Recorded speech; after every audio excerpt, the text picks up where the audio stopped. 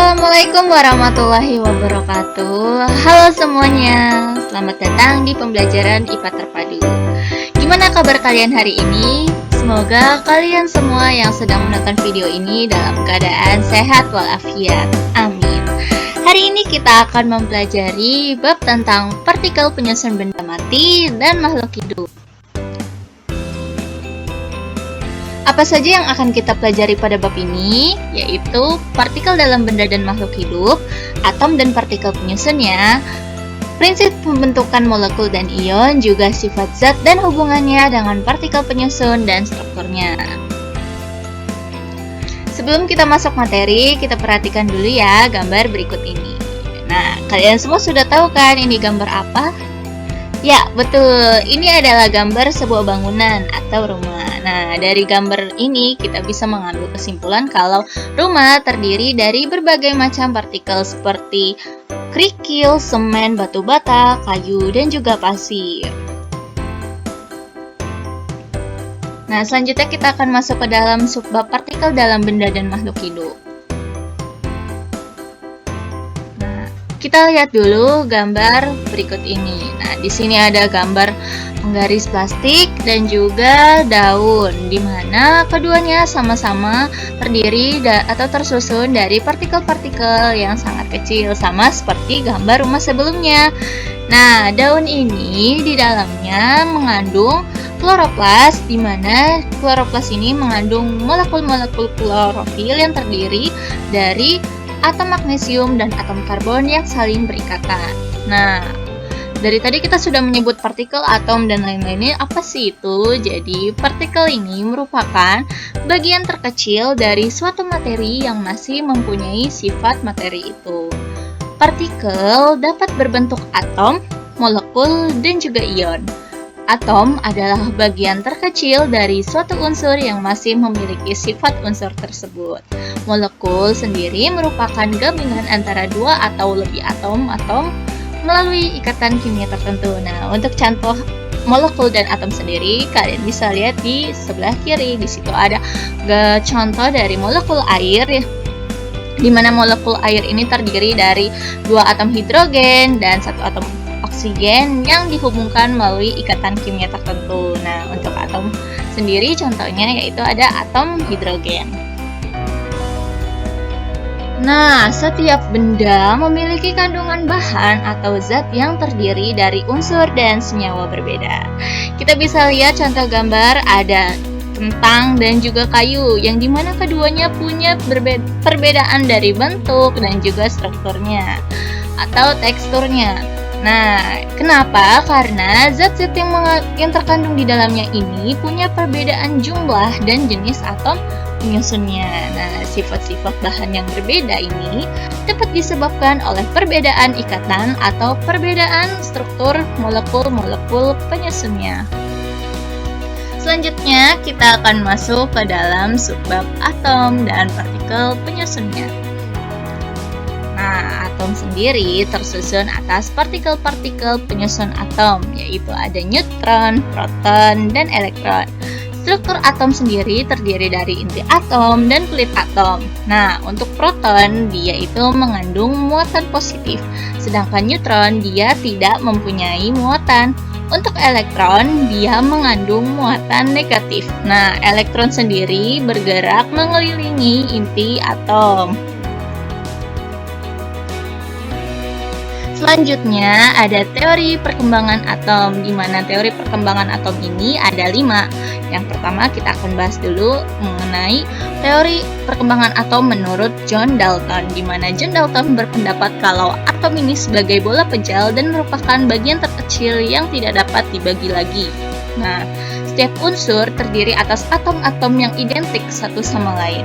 Atom-atom dari unsur berbeda dan dapat bergabung membentuk sebuah molekul. Nah, sedangkan menurut J.J. Thomson, atom ini merupakan bola bermuatan positif dan di tempat-tempat tertentu terdapat elektron-elektron yang bermuatan negatif. Nah, J.J. Thomson ini mengibaratkan sebuah atom seperti roti kismis. Selanjutnya, atom menurut Rutherford. Atom berbentuk bola yang di tengah-tengahnya terdapat inti atom yang merupakan pusat muatan positif dan pusat massa, sedangkan elektron berputar mengelilingi inti atom.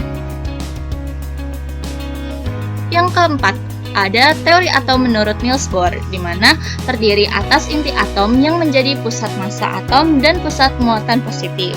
Sedangkan untuk elektronnya, dia ini bergerak mengelilingi inti atom dengan tidak memancarkan atau kehilangan energinya. Nah, yang terakhir yaitu teori atom modern, di mana atom ini tersusun atas partikel subatom. Untuk neutron dan protonnya ini membentuk inti yang padat yang disebut inti atom, dan elektronnya bergerak di sekeliling inti dengan kecepatannya yang hampir sama dengan kecepatan cahaya. Nah, elektron yang bergerak ini membentuk awan elektron, dan pada awan elektron ini posisi si elektronnya tidak dapat ditentukan. Nah, selanjutnya ada nomor atom dan nomor massa. Atom dari unsur berbeda memiliki jumlah partikel subatom yang berbeda. Atom yang satu berbeda dengan atom yang lain karena mempunyai jumlah elektron, proton, dan neutron yang berbeda.